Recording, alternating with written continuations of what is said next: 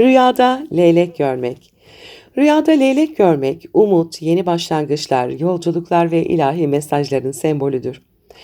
Leylek birçok kültürde bereketin, doğumun, sevincin ve kaderin dönüm noktalarının habercisi olarak kabul edilir. Rüyalarda ise genellikle hayatınıza huzur, yenilik veya uzun zamandır beklenen bir müjde geleceğini temsil eder. Bu rüya hem manevi yükseliş hem de dünyasal değişimlerin kapıda olduğunu işaret eder.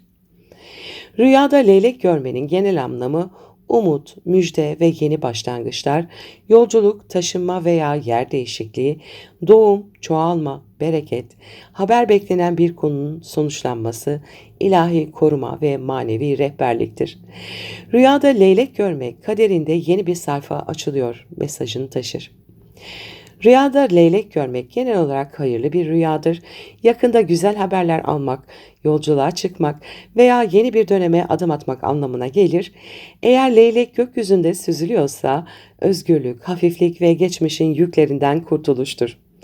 Yerde duran bir leylek gördüyseniz fırsatın hemen kapıda olduğunu işaret eder. Bu rüya kalbin neye niyet ettiyse gökyüzü onu sana yaklaştırıyor der. Rüyada uçan leylek görmek, yükselme, ilerleme ve dualarına karşılık bulma anlamına gelir. Yeni bir başlangıç, taşınma, eğitim, iş veya ilişki fırsatı kapıda olabilir. Gökyüzüne doğru uçan leylek hedeflerine yaklaşmaktır. Uzaklara giden leylek özlem, geçmişle vedalaşma veya uzak bir dosttan haberdir. Rüyada leylek sürüsü görmek, bolluk, toplu sevinç, aile saadeti ve bereketli döneme giriş demektir. Evli biri için çocuk veya torun müjdesi, bekar biri içinse kısmet anlamına gelir. Aynı zamanda toplum içinde tanınma, başarı veya bir grubun lideri olma işaretidir. Rüyada leylek yuvası görmek, ev kurmak, düzen oturtmak, köklenmek anlamına gelir. Yeni bir yaşam kurma arzusu veya aile bağlarının güçlenmesi anlamındadır. Eğer leyleğin yuvası doluysa huzurlu bir dönemden bahseder. Boşsa yuva eğer geçmişte yarım kalan bir konunun tekrar gündeme geleceğini bahseder. Leylek yuvası kalbinin ait olduğu yeri buluyorsun sembolüdür. Rüyada leylek yakalamak veya tutmak hayırlı bir fırsatın eline geçeceğini gösterir. Bu fırsat iş, aşk ya da ruhsal anlamda bir şans dönemi olabilir. Leyleği nazikçe tuttuysanız bu fırsatı olgunlukla değerlendireceksinizdir. Zorla yakaladıysanız sabırsızlık ve acelecilik uyarısıdır. Rüyada leylek ötmesi veya sesini duymak yakında bir haber, çağrı veya duanın yankısı duyulacaktır.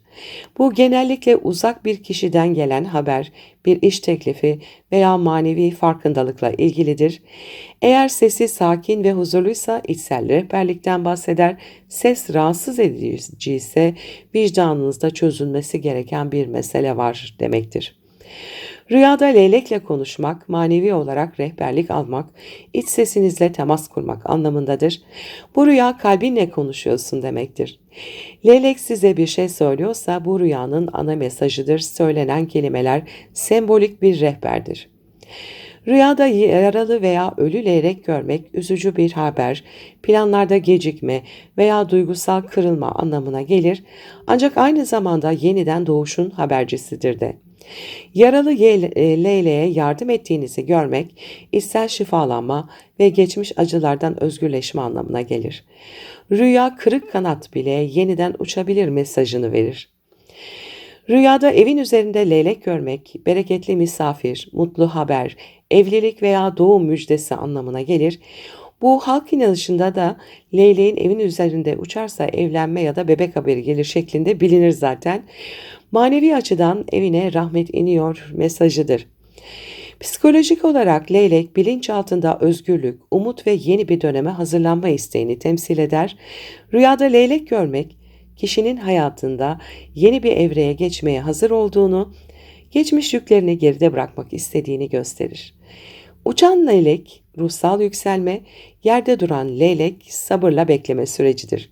Psikolojik olarak bu rüya artık kanatlarını açma zamanı der.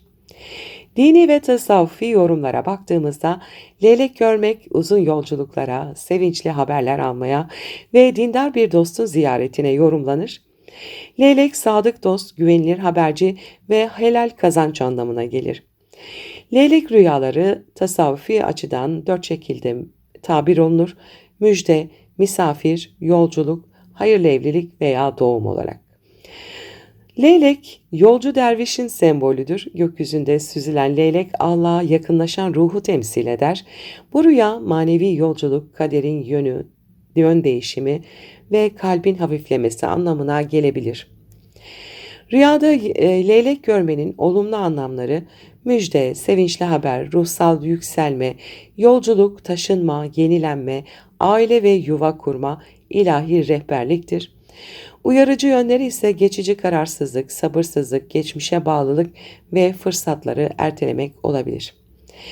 Uçan leylek yükselme, ilerleme, özgürlük habercisidir. Yerde duran leylek sabır ve fırsatı bekleme sürecidir. Leylek süresi bolluk, bereket, aile saadetidir. Leylek yuvası ev, düzen, huzurlu yaşamdır. Leylek sesi müjde, haber, çağrıdır.